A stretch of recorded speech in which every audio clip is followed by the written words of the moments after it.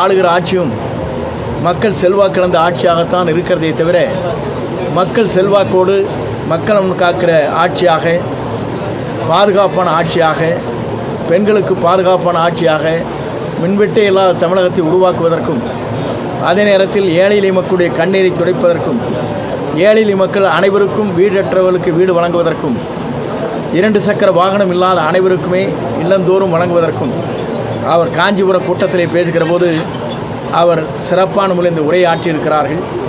நல்லாட்சியை எதிர்நோக்கி மக்கள் பயணம் மேற்கொண்டிருக்கிறார்கள். குறிப்பாக சொல்ல வேண்டும் என்று சொன்னால், சிறிய குழந்தையிலிருந்து பெரியவர் வரையிலும் அவருடைய பெயரை சொல்லாதவரே இல்லை.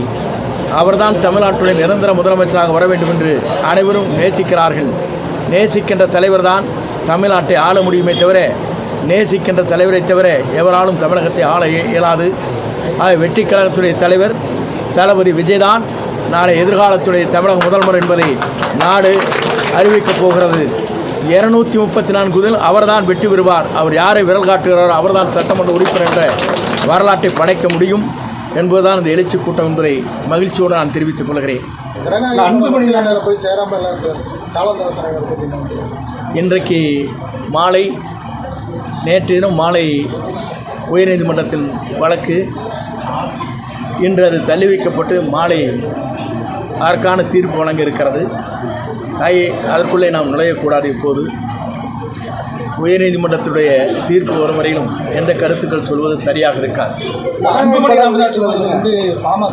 அதிமுக கூட கூட்டணி வைக்கிற மாதிரி அவரோட ராமதாஸ் அவர்கள் மறுபடியும் நம்ம தாவல்துறை வாய்ப்பு இருக்கு அடுத்த பேச்சு அன்புமணி ராமதாஸ் இன்று காலை பத்திரிகையிலே பார்த்தேன். அவர் அனைத்து இந்திய அண்ணா திராவிட முன்னேற்றக் கழகத்தோடு கூட்டணி சேர்ந்திருப்பதாக கருத்துக்கள் பரிமாறப்பட்டிருக்கிறது.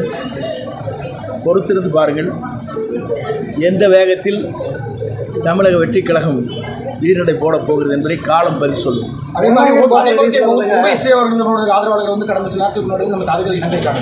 அதுக்கு ஓபிஎஸ் அவர்களும் மறுபடியும் வருவார்னு அதுக்குண்டான பேச்சு எல்லோரும் வருவார்கள். அன்போடு கதவு திறக்கப்பட்டிருக்கிறது.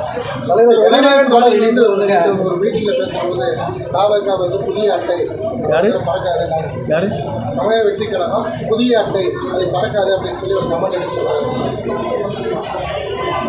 கமலை பொறுத்தவரையும் பறக்குமோ பறக்காது என்பதல்ல, அவர் பறந்து எங்கே இணைந்திருக்கிறார் என்பதுதான் மக்கள் பார்த்து கொண்டிருக்கிறார்.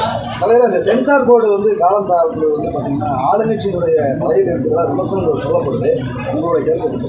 இன்று மாலை வரை பொறுத்துக் கொள்ளுங்கள், அதற்கு பிறகு நான் பதில் சொல்கிறேன். அதிமுக செய்தி தொடர்பாளர் வைகைச்செல்வன் அவங்களை பற்றி ஒரு கடுமையான குற்றம் சொல்லியிருக்காரு.